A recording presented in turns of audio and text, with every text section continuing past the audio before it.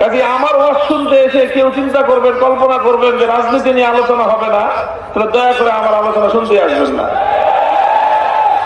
কি আছে এই আয়াতের মধ্যে? এই আয়াতের মধ্যে আছে হলো তিনটি ঘোষণা। কয়টি ঘোষণা? তিনটি ঘোষণা আছে আল্লাহর পক্ষ থেকে। দেখেন, আমি আলোচনা করি, আমার আলোচনা যারা শুনে থাকেন জানেন আমার আলোচনার একটা বিশেষ বিষয় থাকে। আমি মুসলমানদের ইসলামী জীবন ব্যবস্থার একটা বিশেষ দিক নিয়ে আলোচনা করি। এক একজন এক একটা বিষয় নিয়ে আলোচনা করেন। আমিও আমার আলোচনার বিষয় হিসেবে আমার বিবেচনায় ইসলামের কল্যাণে উম্মার প্রয়োজনে যে বিষয়টা নিয়ে আমি আলোচনা করি সাধারণত, সেটা হলো রাষ্ট্র এবং রাজনীতিতে ইসলামের বিরুদ্ধে যে সকল ষড়যন্ত্রগুলো পরিচালিত হয়, ইসলাম বিরোধী যে কার্যকলাপগুলো পরিচালিত হয়, সেগুলোর প্রতিরোধ কল্পে জাতিকে সচেতন এবং সোচ্চার করাই হলো আমার ওয়াজ করার উদ্দেশ্য। কাজে আমার ওয়াজ শুনতে এসে কেউ চিন্তা করবেন, কল্পনা করবেন যে রাজনীতি নিয়ে আলোচনা হবে না, তাহলে দয়া করে আমার আলোচনা শুনতে আসবেন না। আমি ওয়াজ করি এই জন্য যে রাষ্ট্র এবং রাজনীতি ব্যাপারে ইসলামের যে দিক নির্দেশনা আছে সেটাকে জাতির সামনে তুলে ধরার জন্য। তো এই বিষয়টা শুধুমাত্র আবেগের বিষয় না, শুধু উচ্ছ্বাস এবং স্লোগানের বিষয় না। এই বিষয়টা হলো প্রথমে বুঝার বিষয়, হৃদয়ঙ্গম করার বিষয়, এরপরে আবেগ এবং উচ্ছ্বাস আর জজ্বা নিয়ে সেটাকে বাস্তবায়ন করার বিষয়।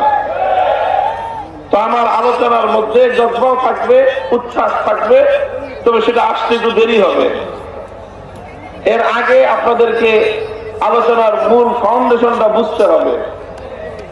এই জন্য একটু মনোযোগ দিয়ে শুনবেন আজকে আলোচনা। একটু গভীর বিষয়ে আলোচনা করার চেষ্টা করব, কারণ একটু আগে আজকে মঞ্চে বসার সুযোগ পেয়েছি।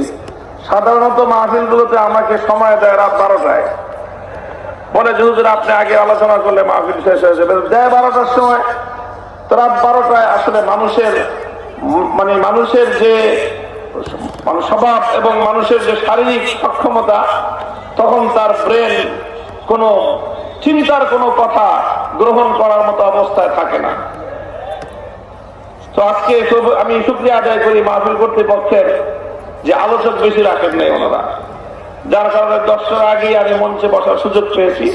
তো এই জন্য মনে করতেছি যে একটু গভীর বিষয় বুঝার মতো আজকের আমার শ্রোতাদের ধৈর্য থাকবে ইনশাআল্লাহ। কোরআনে কারীমের যে আয়াত সম্পর্কে আমি বলছিলাম, এখানে এমন কি রয়েছে যেই কারণে ইহুদিরা এরকম কথা বলল যে এই আয়াতটি আমাদের ধর্মে নাজিল হলে আমরা ঈদের দিন হিসেবে পালন করতাম।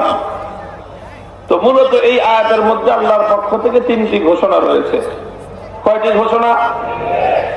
আল-ইয়াওমা আকমালতু লাকুম দীনাকুম ওয়া আতমামতু আলাইকুম নি'মাতি ওয়া রাদিতু লাকুমুল ইসলাম দীনা। এই আয়াতটি নাজিল হয় রাসূল আকরাম সাল্লাল্লাহু আলাইহি ওয়াসাল্লামের জীবনের একটি সফলতম মুহূর্তে, যেটাকে আমরা গোল্ডেন মোমেন্ট বলতে পারি, স্বর্ণালী সময়, স্বর্ণালী মুহূর্ত নবীর জীবনে। আল্লাহ নবী যে বছর বিদায় হজ করলেন, নবীজি ইসলামের পরে মক্কায় ইসলাম কায়েম হওয়ার পরে 2 বছর হায়াতে ছিলেন, একটাই হজ আল্লাহ নবী তার জীবনে করেছেন, যেই হজকে বিদায় হজ বলা হয়, 10ম হিজরির হজ। এই বছর রাসূল আকরাম সাল্লাল্লাহু আলাইহি ওয়াসাল্লাম যখন জিলহজ মাসের 9 তারিখ আরাফার দিন, ওই বছর আরাফার